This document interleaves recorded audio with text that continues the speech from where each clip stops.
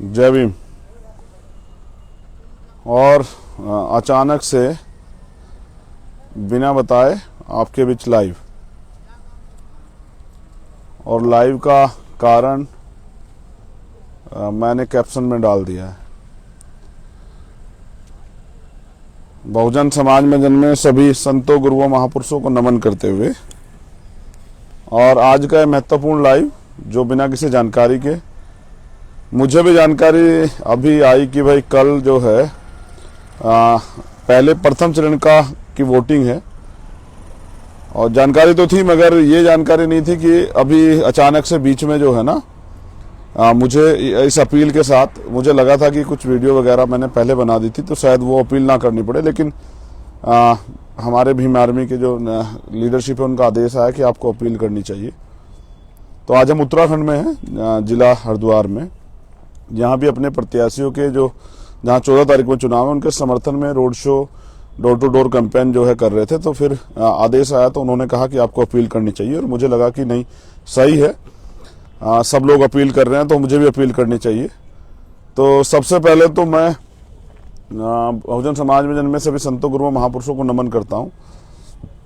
दूसरा, यूपी में प्रथम चरण का कल जो है वोट पड़ेगा, तो आजाद समाज पार्टी के सामाजिक परिवर्तन मोर्चा के जो घटक दल हैं उनके प्रत्याशी भी लड़ रहे हैं।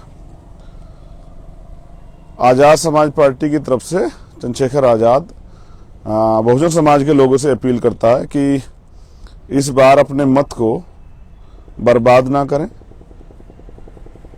परिवारवाद, पूंजीवाद, सामंतवाद, उन सब ताकतों को जो लोकतंत्र की हत्या करती हैं और जिनका अंतिम मकसद मात्र आपके साथ चुनावी रिश्ते रखना है। 5 साल जब शोषण होता है तब वो कहीं दिखाई नहीं देते, चुनाव के समय आके आपसे वोट की अपील करते हैं और सपने दिखाते हैं। इन सपनों को 71 साल से हम लोग देख रहे हैं, लेकिन वो सपने अभी तक पूरे नहीं हुए, और सपना दिखा के वोट लेके आफ्टर इलेक्शन जो है फिर हम उनको ढूंढते हैं तो नेता के दरवाजे हमें जाना पड़ता है, नेताजी नहीं मिलते, और नेताजी घर पे भी हो तो घर से ही कहलवा देते हैं कि कह दीजिए नेताजी बाहर गए।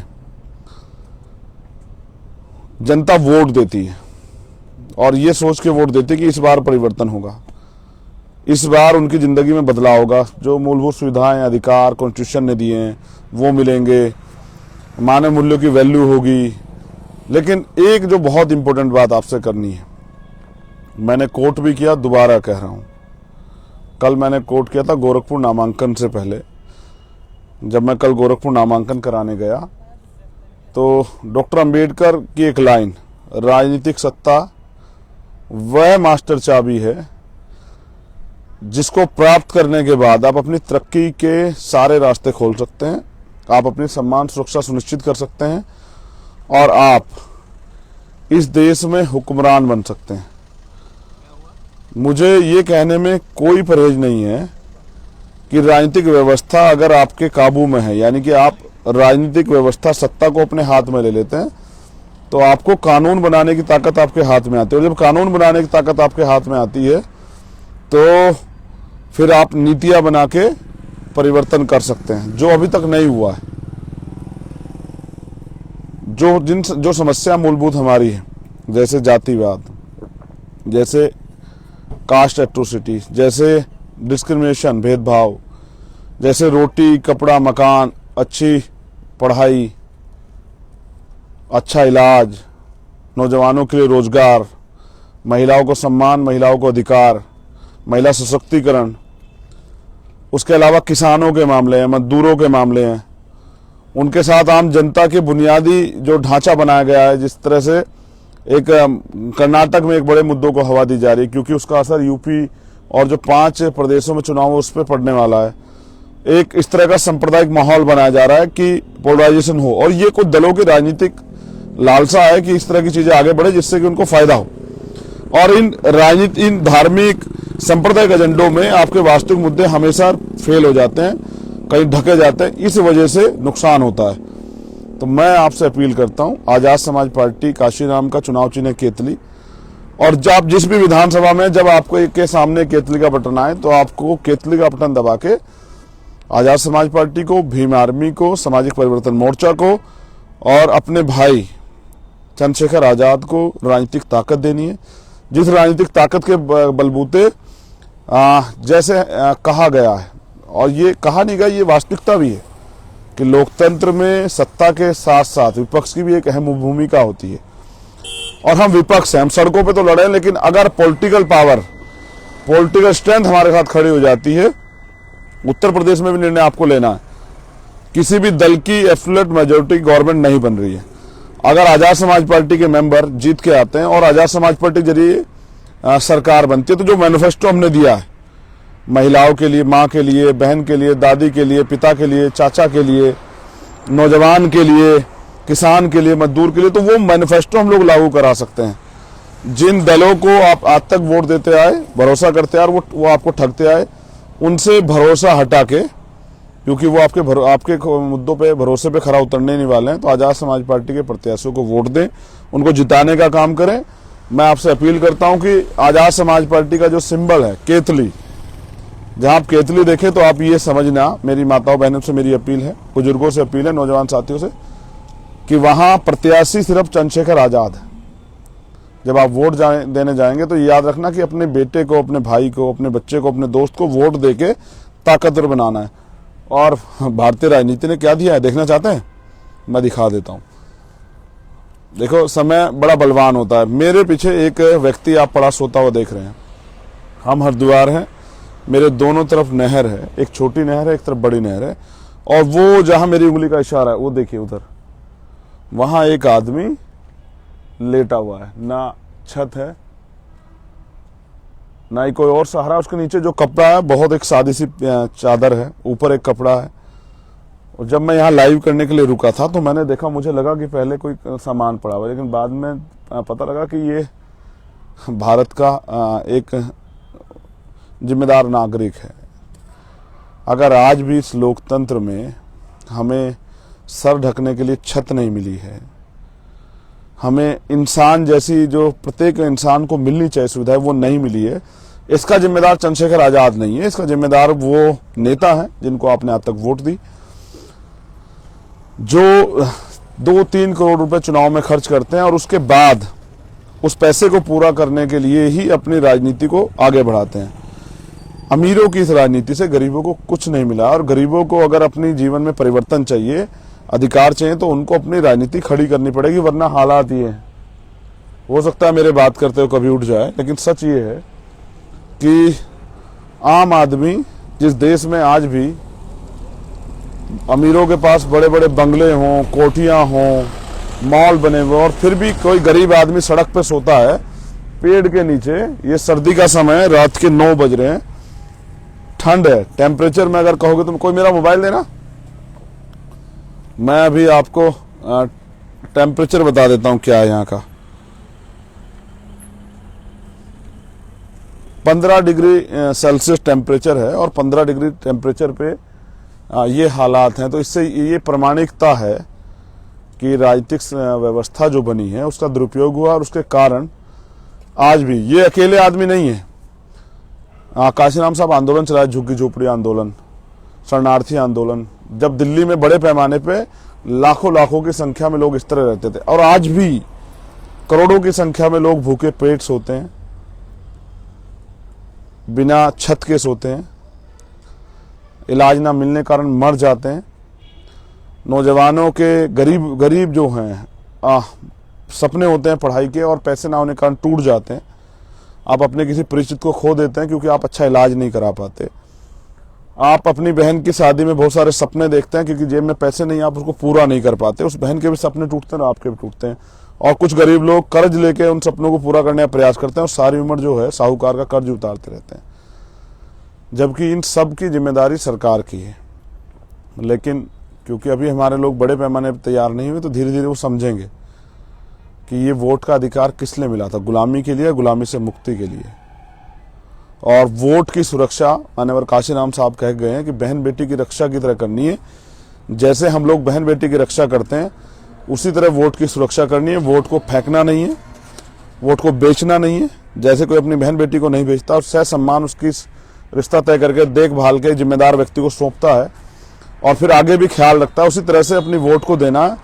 और मैं आपको आज़ाद समाज पार्टी काशीराम का भीम आर्मी में कार्यकर्ता होने के नाते विश्वास दिलाता हूँ कि आपकी वोट हमें ताकत तो देगी, उसके साथ साथ आपकी वोट हमें लड़ने की हिम्मत और संघर्ष करने का हौसला भी देगी।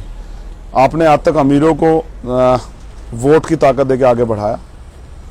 आज आपका बेटा, आपका भाई, आपका दोस्त आपसे अपील करता है साथियों से कि अपने एक एक वोट आज़ाद समाज पार्टी काशीराम के प्रत्याशियों को देकर उनको विजय बनाने का काम करें और मुझे लड़ने के लिए राजनीतिक शक्ति दें। और ये परिवर्तन, सामाजिक परिवर्तन, आर्थिक मुक्ति का जो आंदोलन मान्यवर काशीराम साहब चलाते थे, जिसके लिए बाबा साहब अम्बेडकर ने हमें अधिकार दिलाने के लिए 4-4 बच्चे कुर्बान किए, काशीराम साहब अपना जीवन कुर्बान किए। हम उनके जैसे नहीं हो सकते, हम तो उनके पैरों की धूल भी नहीं हो सकते, लेकिन सच ये है कि किसी ना किसी को तो उनका आंदोलन आगे बढ़ाना ही।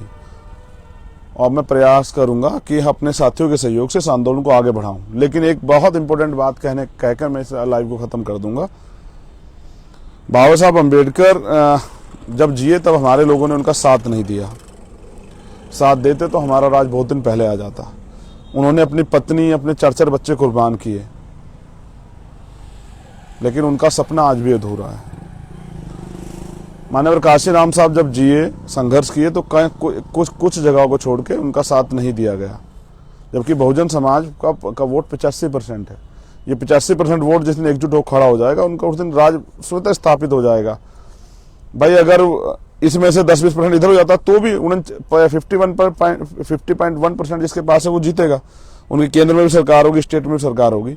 तो काशीराम साहब अपना जीवन पूरा कुर्बान कर दिए। उनके जाने के बाद हमारे लोग उनको पूजते हैं, उनके विचारों पे चलने की बात करते हैं, उनके सिद्धांतों को तो अपना नहीं सकते हैं। लेकिन सवाल ये है, क्या उनका सपना पूरा हो गया? उनकी तो विचारधारा की भी हत्या हो गई है। जिस विचारधारा को, जिस कमजोर वर्ग को, वंचित तबके को, SC ST OBC minority, converted minority, जिनको वो मालिक बनाना हुक्मरान बनाना चाहते थे, आज भी वो वोटर ही बना हुआ है।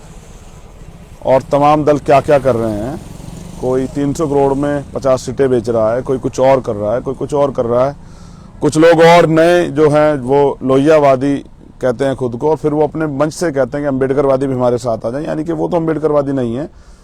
जो अम्बेडकरवादी नहीं है, जो बाबा साहब अम्बेडकर के विचार को नहीं समझता, उनके सिद्धांतों को नहीं समझता, जो काशीराम साहब के आंदोलन को नहीं समझता। देखो, मैं एक चीज़ स्पष्ट करता हूँ, काशीराम साहब जब आंदोलन में आए तो उससे पहले वो आंदोलन के बारे में परिचित नहीं थे। बस बाबा साहब अम्बेडकर की एक किताब पढ़े जिसका नाम था एलिनेशन ऑफ कास्ट, जाति का विनाश, जाति का बीजनाश, उसको पढ़े और अपने चरित्र में, अपने चित्त में उसको बिठा लिए। उससे पहले वो एक क्लास 1 के अधिकारी थे, साइंटिस्ट थे। जिस दिन पढ़े, जिस दिन समझ आया, उस दिन से ही नया जीवन स्टार्ट कर दिया। जिस दिन चंद्रशेखर को ये समझ में आया कि राजनीतिक शक्ति क्या है, जब आप निर्दोष होते हैं, आरोप लगाना आसान है, बड़ी बड़ी बातें करना आसान है,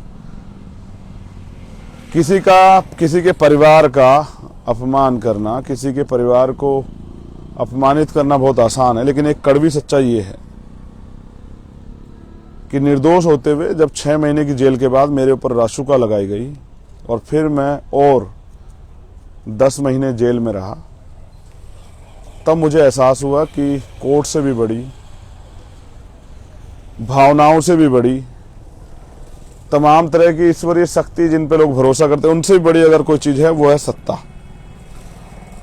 उस दिन मेरी समझ में आया डॉक्टर अंबेडकर का वो कोट कि पॉलिटिक्स इज द मास्टर की, जिसका मैं जिक्र पहले भी कर चुका, कि राजनीतिक सत्ता वो चाबी है, वो सुनहरी चाबी है जो बदल देगी सब कुछ। अगर बहुजन समाज के लोग अपने जीवन में परिवर्तन चाहते हैं तो वो आज़ाद समाज पार्टी को वोट दें। और अगर आफ्टर इलेक्शन, चुनाव के बाद यही कहना चाहते हैं कि नहीं, ये सरकार अन्याय अत्याचार कर रही है, हम पर अधिकार नहीं है, हम सताए जा रहे हैं, और फिर आओ चंद्रशेखर लड़ो इस लड़ाई को, तो मैं तो तब भी लड़ूंगा, लेकिन फिर लड़ूंगा सड़क पे। अगर मेरे लोगों को जिता के भेजोगे तो सदन में आवाज उठेगी।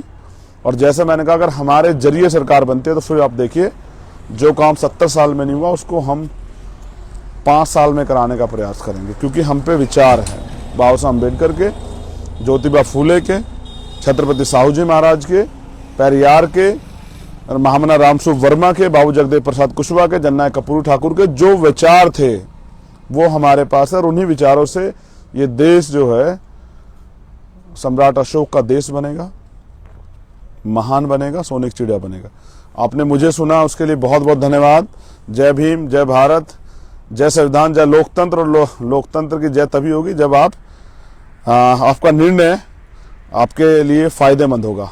और मुझे सुनने के लिए बहुत बहुत धन्यवाद। कल के लिए अपील कि जब आप सुबह उठकर वोट तो जरूर करें।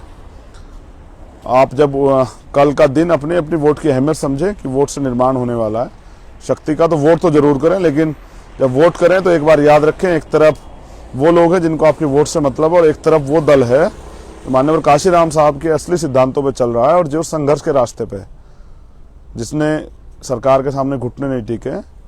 उसका एक एक कार्यकर्ता 5 साल सड़कों पे लड़ा है, उसने जेल काटी है उस आंदोलन के सिपाहियों ने, उसने मुकदमे झेले हैं उस आंदोलन के सिपाहियों ने, उसने अन्याय, जुल्म, जाति से अन्याय, अत्याचार देखा है। और फिर जब वोट डालने आए, याद रखें, हाथरस को ना भूलें, उन्नाव को ना भूलें, प्रयागराज को ना भूलें, किसानों के 750 किसानों के साथ जो जाति हुई है, उनकी जो साथ जो शहीद हुए उनको ना भूलें। आजाद समाज पार्टी के पक्ष में मतदान करें। जय भीम, जय भारत।